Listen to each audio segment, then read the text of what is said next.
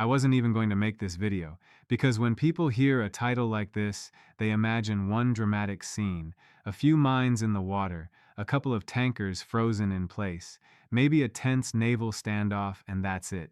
That's not what this is. What's happening in the Strait of Hormuz is much bigger, much messier, and much more dangerous than one neat military headline. Because this is not just a mine story, it's a choke point story, a pressure story, a control story, and right now the result is that hundreds of ships remain trapped around Hormuz, including far more than 80 oil tankers, as traffic has collapsed and Iran appears to be deciding which vessels can move and which cannot. AP reported that only about 90 ships, including 16 oil tankers, managed to cross between March 1 and March 15th, while MarketWatch reported that about 400 tankers remain stuck, and only around 2 tankers a day are getting through, mostly Iranian. AP News. That is the exact anchor. Not just Iran has mines, not just shipping is nervous. The real story is that one of the most important energy arteries on Earth is being squeezed so hard that global traffic patterns, oil prices, insurance decisions, and coalition politics are all getting warped at the same time. And the mine threat matters because it turns an already dangerous strait into something much worse, a place where even escorting ships becomes a gamble. Bloomberg reported last week that mining across Hormuz would effectively make the narrow corridor impassable for escorts and tankers from any nation, while clearance would be extremely difficult as long as Iran could still threaten minesweepers. Bloomberg.com. And that matters for 3 reasons. First, mines are the cheapest way to turn a narrow waterway into a strategic nightmare. Second, the real trap is not just physical danger, it is political control, because Iran appears to be selectively allowing some ships through while keeping much of everyone else frozen. And third, once tankers start stacking up around a strait this important, the pressure does not stay at sea. It hits oil prices, shipping insurance, allied unity, and the entire credibility of the countries claiming they can keep global trade moving. AP reported today that Iran continues to allow some vessels, especially linked to its own exports, while the strait remains effectively closed to much Western-aligned traffic. MarketWatch reported that countries such as India have had to negotiate at the state level for safe passage. AP News. That's the spine of the whole story. Now let's slow it down and get the first part right, because this is where people get lazy fast. A mine in open ocean is a problem. A mine in Hormuz is a strategy. The strait is narrow, crowded, heavily politicized, and tied to a huge share of the world's seaborne energy trade. Time noted this week that the Strait of Hormuz is at the center of the Iran war because of its enormous importance to global trade and oil flows. Time. That's why mines matter here more than they would in a lot of other places, because a mine does not have to sink dozens of tankers to do its job. It only has to make ship owners, insurers, crews, and governments believe that the next transit could be the unlucky one. Once that happens, traffic starts drying up before the water is fully blocked. Routes get delayed, premiums spike, captains wait, cargoes pile up, and fear does the rest. That's the concrete example. Bloomberg reported that even a relatively limited mining of Hormuz would create a lethal barrier to all traffic, including Iranian shipping, because clearing those mines would be extremely difficult while Iran retained the ability to attack minesweeping vessels. In other words, the mine does not just threaten the tanker, it threatens the rescue process too. Bloomberg.com. And here's the punchline for reason 1. Mines are not just explosives in water. In a place like Hormuz, they are permission slips for panic. That is why this is so dangerous. Now go to reason 2, because this is the part most people miss. The trap is not only the minefield. The trap is the decision-making power that comes with it. The reporting right now suggests Iran is not simply trying to stop every ship from moving under every circumstance. It appears to be shaping passage politically, allowing some vessels through while much of the rest sits stuck. AP reported that about 90 ships crossed between March 1 and 15, and that Iran continues exporting millions of barrels of oil, mostly to China, while many other vessels remain blocked. MarketWatch reported that Iran appears to be favoring countries it sees as neutral or friendly, while Western-aligned nations have struggled to secure passage. AP News. That changes the whole meaning of the crisis, because now the strait is not just closed, it is curated. And curated blockades are more powerful than people realize because they let a country squeeze the world unevenly, reward one government, punish another, create exceptions, demand negotiations, force smaller powers to pick up the phone, force bigger powers to decide whether they want to escalate for commercial shipping, tolerate selective passage, or expose that they cannot guarantee free navigation without a much bigger fight. That's the concrete example for reason 2. MarketWatch reported that India secured safe passage for LPG-bound vessels after state-level negotiations with Iran, while only a trickle of mostly Iranian tankers is now moving through the strait. AP likewise reported that diplomatic activity has helped create temporary corridors for certain ships. MarketWatch. And here's the punchline. The hidden power of a minefield is not just that it blocks traffic. It lets someone decide whose traffic still counts. That is a much nastier kind of leverage. Now, let's get to the third reason, because this is where the sea story becomes a global story. Once tankers start stacking up around Hormuz, the effects do not stay local. They spread fast. Oil traders react, insurers react, freight markets react, governments react, allies start arguing, consumers who have never looked at a map of the Gulf still end up feeling it through prices, confidence, and supply disruptions.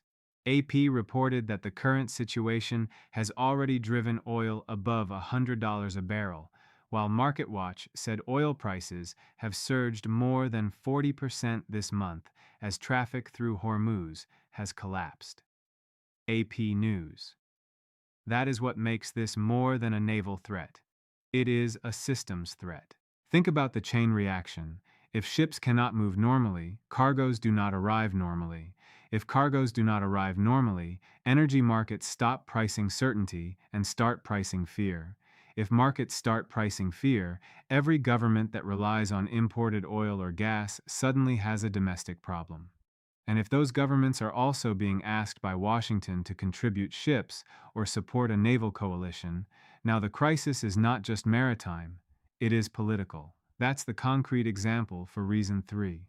MarketWatch reported that President Trump urged allies to band together to secure safe passage through Hormuz, but many governments responded cautiously, and some have shown limited willingness to intervene directly. At the same time, AP reported that Iran's ability to keep some of its own exports flowing has complicated the pressure campaign. MarketWatch. And the punchline is simple. Once a choke point starts choosing winners and losers, it stops being a shipping problem and becomes a power problem. That is exactly what we're watching. Now here's the part that makes mines such an ugly instrument in the first place. They are cheap compared with the cost of the chaos they create. You do not need a vast navy to frighten a tanker market. You need uncertainty in the right place. You need enough threat to make normal transit feel abnormal. You need ship owners to wonder if the cargo is worth the risk. You need crews to hesitate. You need insurers to recalculate. And suddenly, a handful of relatively simple weapons can create consequences that ripple through the global economy. That asymmetry is the whole point. The U.S. and its partners can spend immense money on naval deployments, surveillance, and escorts. But if the waterway is mined or believed to be mined, and if clearance operations themselves are vulnerable, then the side causing the disruption may not need to sink many ships at all. It only needs to keep the restoration of confidence slower than the spread of fear. Bloomberg's assessment goes directly to that point. The mines don't just threaten transit, they make minesweeping itself dangerous so long as Iran can still attack the ships trying to reopen the route. Bloomberg.com. That's why people who talk about this like it's only a naval chessboard are missing the real mechanics. This is economics through insecurity. Now let's do a quick reset, because this is the point where people either lock in or drift. So far, the picture is simple. 1. Mines in Hormuz are powerful because the strait is narrow enough that even limited mining can break confidence. 2. The real trap is selective control, because Iran appears to be allowing some ships through while leaving many others stuck. 3. Once tankers pile up, the pain spreads far beyond the Gulf into oil, insurance, coalition politics, and public confidence. That's the core. Now here's the counterpoint, because it matters. The evidence around the extent of actual mining has not always been presented with total certainty. Bloomberg said whether Iran had actually mined the area was contested, even as the danger of such mining was treated as severe. At the same time, other reporting has said Iran likely laid mines, or that sources believed mines had been placed. Bloomberg.com. That distinction matters because exaggeration kills credibility. So let's keep it clean. You do not actually need every inch of Hormuz to be packed with confirmed mines for this crisis to work the way it is working. If there is a credible mine threat, if traffic has collapsed, if ships are stuck, and if governments are negotiating passage individually, then the strategic effect is already happening. AP and MarketWatch both describe a strait that is effectively closed to much of normal traffic, even though some vessels are still transiting under special conditions. AP News. That's the more serious point anyway, because the power of a minefield is not just metal and explosives, it is ambiguity. Is the route clear? Which route? For whom? Under what flag? With what escort? With what insurance? Under what political arrangement? Once those questions multiply, normal trade starts looking abnormal, and that is exactly how chokepoint pressure works. Now let's talk about the tankers themselves, because 80 plus tankers trapped sounds dramatic until you realize the real number may be much worse. MarketWatch reported about 400 tankers remain stuck, while AP described a dramatic drop from normal passage levels, with only a small number of ships and oil tankers making it through over a 2-week period. Even if you strip out every vessel that is not a tanker, the number of oil-moving ships directly affected is still well above the threshold people would normally treat as a serious market shock. MarketWatch. That is why this story is not overhyped. If anything, the danger is that people hear ships are delayed and imagine an inconvenience. This is not an inconvenience. This is a global artery functioning under selective pressure during an active regional war.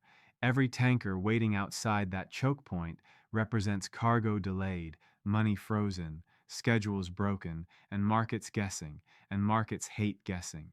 That's why oil can jump hard even before the worst-case scenario fully arrives, because the market is not only pricing what has happened, it is pricing how long the uncertainty might last, how hard it might be to reopen the route, and whether powerful states are willing to run the military risks required to do it.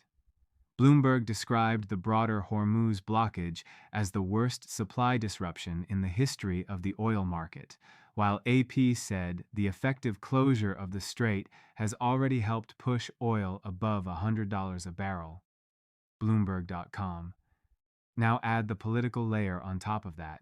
If Iran can keep some of its own oil moving while forcing others to wait, that is not just disruption, that is pressure with asymmetry. It means Tehran can still earn revenue, still reward buyers willing to deal with it, still show domestic resilience, and still make the broader market nervous. AP reported that Iran has exported more than 16 million barrels since early March, mostly to China, even while the strait remained effectively closed for much other traffic. AP News. That matters because it changes the naive version of the story. The naive version says, if Hormuz closes, everyone loses equally. No, that's not how this appears to be working. The current pattern suggests Iran is trying to make the pain uneven, enough disruption to punish rivals, enough selective passage to keep leverage, enough ambiguity to complicate a military reopening, and enough economic flow of its own to avoid total self-strangulation. That is a much more intelligent form of pressure than a simple total shutdown, and it also explains why coalition building has looked so shaky. If a choke point is completely and indiscriminately closed, the case for joint action becomes easier. But if passage is selective, if some countries can still negotiate, if some cargoes are still moving, and if the military risks of reopening the route are high, then every government starts calculating differently. Some want escorts, some want diplomacy, some want delay, some just want their own ships through. That fractures unity, and fractured unity is part of the weapon. Now here's the really uncomfortable truth.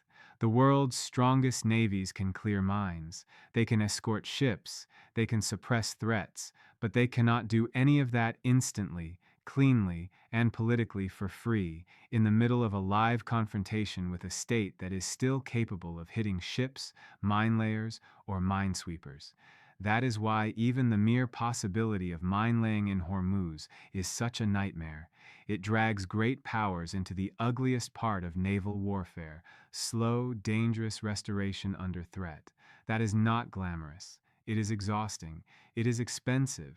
And it is exactly the kind of environment where a weaker power can make a stronger one look clumsy. That's why this story matters so much. Not because mines are new, not because choke points are new, but because this is the modern version of an old lesson.